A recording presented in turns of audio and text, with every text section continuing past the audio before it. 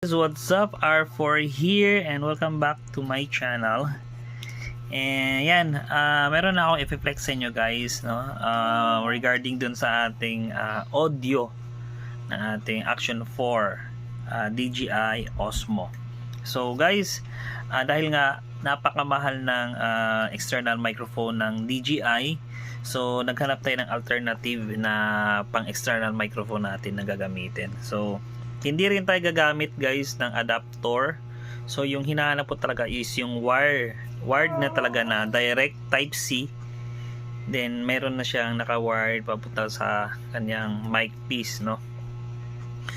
Ayan guys, so i-share ko sa inyo. So yung nabili ko guys is ito. And may kasama siyang dead cat. Ayan. Nakabalot yan siya dyan eh. So ito, nabili ko to kay Racing Boy, no? Si Racing Boy mayroong mga sineset up na mga external mic intended for sa mga brand, no, na like Hero 4, GoPro, OSEC, ito Action 4, yan ang atin na guys, so, DJI Action 4. So titignan natin guys kung maganda ba yung kakalabasan gamit yung external microphone na to, kasi napaka-importante guys pag nabablog tayo yung audio quality. So set up natin to dito sa ating helmet. Ayan guys, helmet na ginagamit pala natin is empty, no? Empty helmet. Ayan, so set up natin to yung microphone dito sa loob and salpak natin sa Action 4 natin. And try natin yung kanyang audio quality kung maganda ba. So come on, let's go. So ayan guys, gamit na natin tong ating external microphone ng Racing Boy.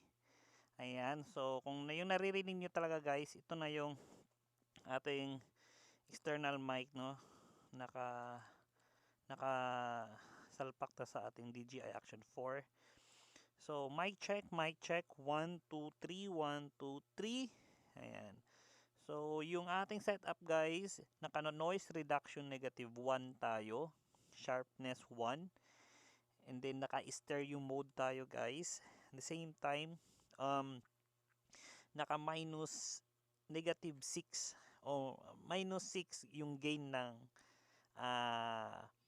external microphone natin. So yun muna yung sinet up natin guys, no? So sana hindi masyadong nag-e-echo ang labas ng ating audio. So hoping na kung ano yung naririnig ko sa pananalita ko ngayon, yun din yung naririnig nyo sana, no? Kung pinapanood nyo tong video ko. So yan guys, mic check 1 2 3 1 2 3. We're using the external microphone by Racing Boy, no? Yung link ng ni Racing Boy, i-attach ko na lang sa comment ko or sa ano ko diyan, sa description ko guys, no?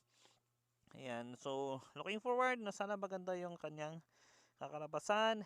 And yan, if ever, so marirecommend ko to sa inyo.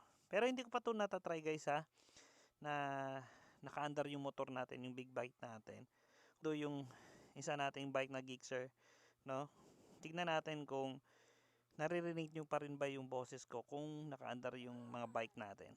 So what's up guys, I think based dun sa audio na narinig natin, so I think maganda, no? Maganda yung external microphone ni Racing Boy. And then kasi nung isa kong ginamit na external microphone guys, medyo nag-e-echo. Hindi ko alam eh, ina-adjust ko yung gain, but still ganun pa rin. But here in kay Racing Boy na external microphone, I think maganda siya, no? Even though hindi ko pa nasusubukan na naka-under yung big bike natin sa isang motor na 150. So yeah, ayan, say hello to the vlog. And guys, so abangan nyo na lang yung vlog natin yung regarding dun sa external microphone ni Racing Boy. Gagamitin natin na naka-under yung motor natin at ibabiyahin natin guys. So yan. Don't forget to like, share, and subscribe to my channel. Al for here. Ride safe always guys. Ciao.